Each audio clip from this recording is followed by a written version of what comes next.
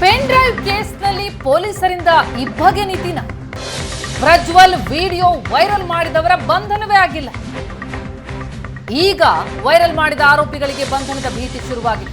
April 22ಕ್ಕೆ video ಹಂಚಿದವರ ವಿರುದ್ಧ ದೂರು ದಾಖಲಾಯಿತು. 16 ದಿನ ಕಳೆದಿದೆ.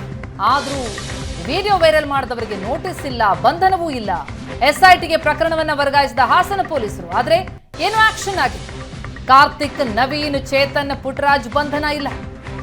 ಏಪ್ರಿಲ್ 22ಕ್ಕೆ ಹಾಸನ ಠಾಣೆಯಲ್ಲಿ ಪೂರ್ಣಚಂದ್ರ ದೂರು ಕೊಡ್ತಾರೆ. ಜೆಡಿಎಸ್ ಮುಖಂಡ ಪೂರ್ಣಚಂದ್ರ ರೇವಣ್ಣ ವಿರುದ್ಧ ದೂರು ದಾಖಲಾದ ದಿನವೇ ನೋಟಿಸ್ ಕೊಟ್ಟಿದ್ರು. ಜಾಮೀನು ಅರ್ಜಿ ವಜಾಗೊಳ್ತಾ ಇದ್ದಂತೆ ರೇವಣ್ಣ ಅರೆಸ್ಟ್ ಆದರು. ಆದರೆ ವಿಡಿಯೋ ಹಂಚಿದವರ ಬಗ್ಗೆ ತನಿಖೆಗೂ ಕೂಡ ಎಸ್ಐಟಿ ಮುಂದಾಗಿಲ್ಲ.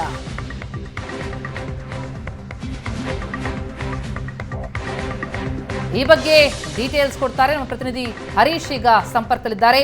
ಹರೀಶ್, ಈ ಪ್ರಜ್ವಲ್ ಪೆನ್ ಡ್ರೈವ್ ಕೇಸ್ನಲ್ಲಿ ಈಗಾಗಲೇ HD ರೇವಣ್ಣ ಈಗ ನಿಜಕ್ಕೂ ನ್ಯಾಯಾಂಗ ಬಂಧನವನ್ನು ವಿಧಿಸಲಾಗಿದೆ. ಅವರಿಗೆ ಕಿಡ್ನಾಪ್ ಪ್ರಕರಣದಲ್ಲಿ ಇನ್ನುಳಿದಂತೆ ಸಾಕಷ್ಟು ತನಿಖೆಗಳಾಗ್ತಾ ಇದೆ.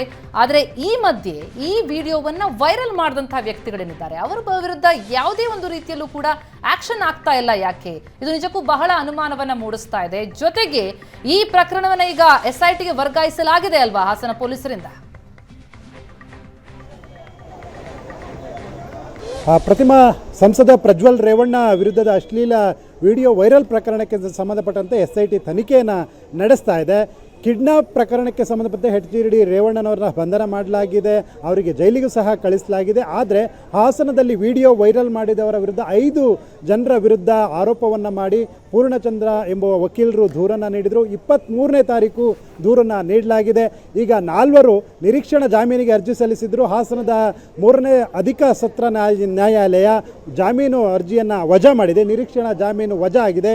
ಆದರೂ ಸಹ ಈ ಪ್ರಕರಣದಲ್ಲಿ ವಿಡಿಯೋ ವೈರಲ್ ಮಾಡಿದವರ ಪ್ರಕರಣದಲ್ಲಿ ಇದುವರೆಗೂ ಸಹ ಯಾವುದೇ ಆರೋಪಿಗಳನ್ನು ವಿಚಾರಣೆಗೆ ಕರೆತಂದಿಲ್ಲ, ನೋಟಿಸನ್ನು ನೀಡಿಲ್ಲ. ಹೀಗಾಗಿ SIT ಅಧಿಕಾರಿಗಳು ಮತ್ತು ಪೊಲೀಸರು ಅಶ್ಲೀಲ ವಿಡಿಯೋ ವೈರಲ್ ಪ್ರಕರಣಕ್ಕೆ ಸಂಬಂಧಪಟ್ಟಂತೆ ಇಬ್ಬಗೆ ನೀತಿಯನ್ನು ಅನುಸರಿಸುತ್ತಿದ್ದಾರಾ ಅನ್ನುವಂತಹ ಪ್ರಶ್ನೆಗೆ ಈ ಪ್ರಕರಣ ಎಡೆಮಾಡಿಕೊಡ್ತಾ ಇದೆ. ಈಗಾಗಲೇ ನಿರೀಕ್ಷಣಾ ಜಾಮೀನು ಇದೆ, ಜಾಮೀನು ವಜಾ ಆಗಿದೆ. ಜಾಮೀನು ವಜಾ ಆದರೂ ಸಹ ಅವರನ್ನು ಇದುವರೆಗೂ ಸಹ ಯಾರನ್ನು ವಶಕ್ಕೆ ಪಡೆಯುವ ಕೆಲಸ ಆಗಿಲ್ಲ. ಜೊತೆಗೆ ಅವರು ಎಲ್ಲಿದ್ದಾರೆ ಅನ್ನುವಂಥ ಹುಡುಕುವ ಪ್ರಯತ್ನವೂ ಸಹ ನಡೆದಿಲ್ಲ ಅನ್ನುವಂತಹದ್ದು ಸದ್ಯದ ಪ್ರಶ್ನೆ.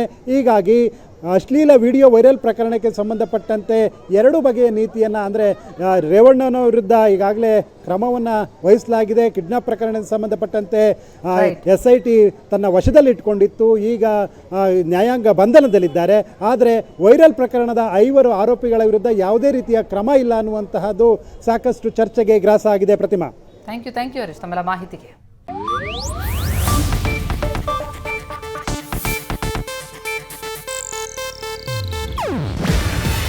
ಇದು ಏಷ್ಯಾನೆಟ್ ನ್ಯೂಸ್ ನೆಟ್ವರ್ಕ್ ಪ್ರಸ್ತುತಿ. ನೀವು ನೋಡ್ತಿದ್ದೀರಾ ಏಷ್ಯಾನೆಟ್ ಸುವರ್ಣ ನ್ಯೂಸ್.